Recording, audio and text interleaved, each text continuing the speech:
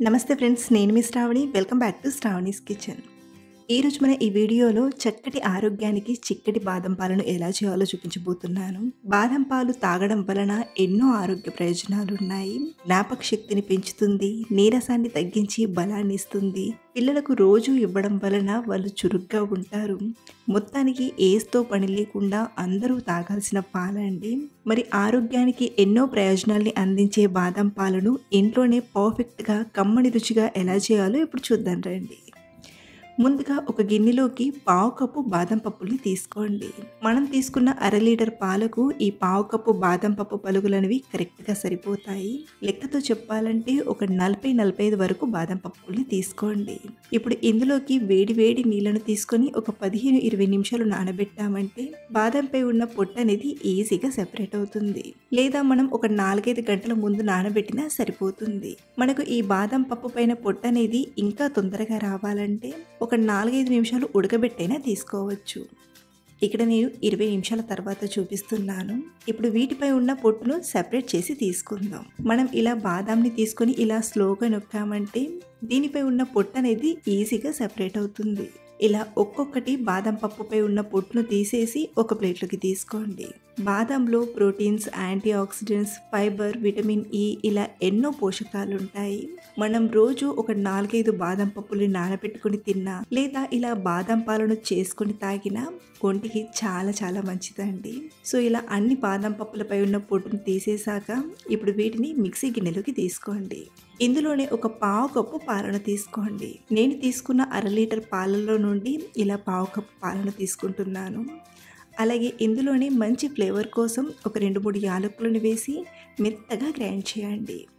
మనకు బాదం పప్పు అనేది చక్కగా నలిగి ఇలా మెత్తని పేస్ట్లా రావాలి. మీకు అవసరమైతే కొంచెం పాలను ఎక్కువగా తీసుకునైనా గ్రైండ్ చేయొచ్చు. సో ఇలా గ్రైండ్ చేసిన ఈ పేస్ట్ని ఒక గిన్నెలోకి తీసుకుందాం. ఈ బాదం పేస్ట్ని రెడీగా పక్కనుంచి మరో పక్కన కడాయిలోకి కానీ లేదా గిన్నెలోకి కానీ మిగిలిన అర లీటర్ పాలను తీసుకుని బాగా వేడి చేయండి. ఇలా పాలను వేడి చేస్తున్నప్పుడు మధ్య మధ్యలో కలుపుతూ వేడి చేయండి.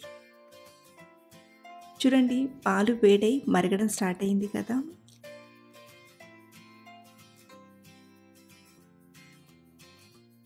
ఇలా ఒక 2-3 నిమిషాలు పాలు బాగా మరిగాక ఇప్పుడు ఇందులోకి మనం రుబ్బి పెట్టిన బాదం పప్పు పేస్ట్ని తీసుకొని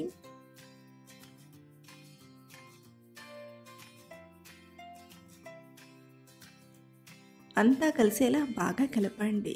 మనం ఇలా వెంటనే కలపాలి, లేదంటే బాదం పప్పు పేస్ట్ అనేది ముద్దలు కడుతుంది.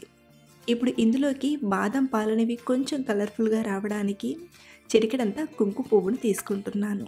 అలాగే బాదం పాలు తాగేటప్పుడు చిన్న చిన్న పలుకులు తగలడానికి కొన్ని బాదం పప్పుల్ని కట్ చేసి తీసుకుంటున్నాను. అలాగే రుచి కోసం ఒక 2 టేబుల్ స్పూన్ల చక్కెరను తీసుకొని అడుగు నుండి కలుపుతూ బాగా మరిగించండి.